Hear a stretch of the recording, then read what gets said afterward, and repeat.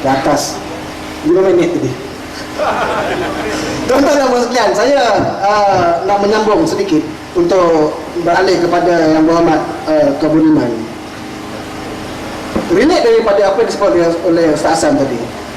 Kita melihat dalam isu Selangor, kita melihat dasar kerajaan Selangor hari ini seakan diterima begitu saja, walaupun mereka melihat kerugian itu tertanggung di atas bahu mereka sendiri.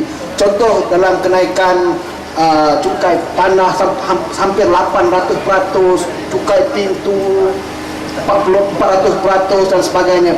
Equity Bumi Putra tergadai, juga mereka boleh terima dah hadam begitu saja dalam isu PKNS dan sebagainya. Dan satu lagi saya tak faham dalam isu Datuk Jelatik ni, YB, apa sebenarnya signifikan yang boleh kita ambil iktibar, rakyat boleh, orang Melayu Islam boleh ambil iktibar dalam pembinaan yang begitu gah? Hampir tidak ada satu pun pemilikannya oleh Melayu dan Islam dalam isu itu. Cuba yang tadi kupas ke isu ini. Saya ambil 5 minit betul. Sila.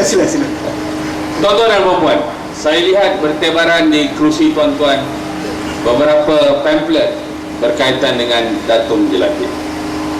Saya fikir iktibar yang paling besar sekali berkaitan dengan Datuk Jelatik ini adalah, kalau mengikut daripada sejarah, ada 4 blok yang dibina pada tahun 70-an dahulu, akhirnya dirobohkan pada tahun 2011.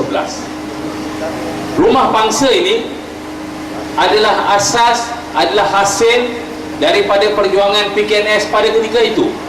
Dan tuan-tuan semua sedia maklum, PKNS atas polisi, atas dasarnya adalah untuk membina geopolitik, membawa orang-orang Melayu ke bandar dan akhirnya menstabilkan keadaan sosioekonomi orang Melayu. Sebab itu, kalau saja terfikir di fikiran kita, moto PKNS, bina kehidupan, bangun komuniti, realisasikan impian. Itu moto PKNS. Tetapi apakah cogan kata itu benar-benar dihayati pada ketika ini? Kalau dahulu suatu ketika kita sebut saja rumah PKNS, jadi sudah terbayang rumah-rumah mampu milik yang boleh dicari, yang boleh dibeli oleh anak-anak muda pada ketika itu untuk membina kehidupan. Hari ini PKNS membina rumah mampu tengok, dia tak bina rumah mampu milik. Sebab apa? Ambil kira dalam kes Datuk Jelatik yang sebegitu mudah, akhirnya mereka diberikan pampasan sebanyak 150,000. Tuan-tuan, rumah yang paling kecil berharga 700,000, seluas 538 kaki persegi. Bapak-bapak sekalian, ibu-ibu sekalian, nak beli rumah harga 700,000, setidak-tidaknya punya tunai 100,000 untuk bayar down payment. Setidak-tidaknya mesti bergaji sebanyak 20,000 untuk membayar bulanan. Sebutkan saya, anak muda mana yang punya sumber keuangan begitu untuk baru mula bekerja, akhirnya nak bayar rumah seperti yang ada di Datuk Jelatik.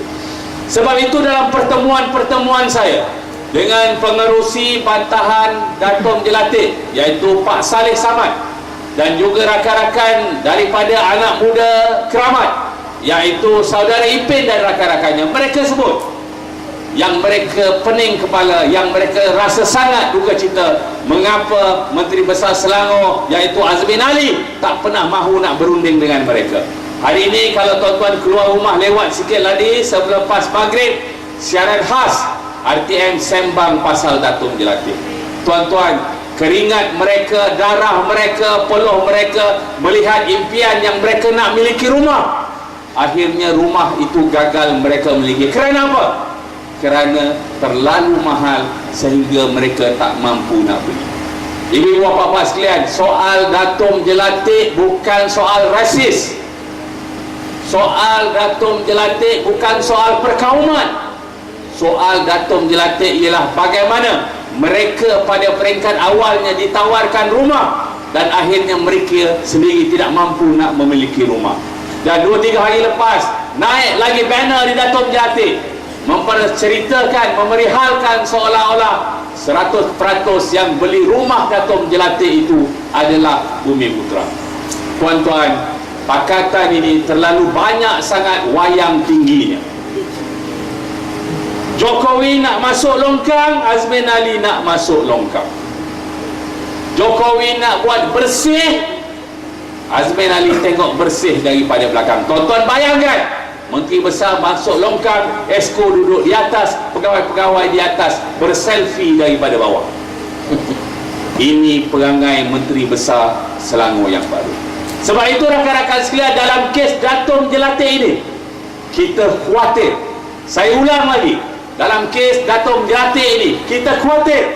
Dalam kes Datuk Jelati ini kita khawatir ada niat, ada hasrat, ada tujuan untuk meminggirkan orang-orang Melayu daripada bandar. Itu yang kita khawatirkan. Mengapa tidak keseluruhan rumah itu diberikan kepada penduduk asal? Mengapa tidak keseluruhan rumah itu ditawarkan mampu milik kepada mereka yang tinggal di Keramat dan kawasan-kawasan sekitarnya? Kerana kita tahu, apabila geopolitik berubah, landscape politik berubah, pemilikan berubah, geopolitik berubah, akhirnya mereka punya kuasa. Sebab itu saya nak sebut, kerajaan yang baik mesti didukung oleh polisi yang baik. Ternyata apabila almarhum Dato' Harun bina PKNS, letakkan orang Melayu, panggil orang Melayu ke bandar, sudah ada seolah-olah keadaan yang sulit dan terancam meminggirkan orang Melayu balik semula ke kampung. Itu saja Ustaz. Terima kasih. Terima kasih yang berhormat.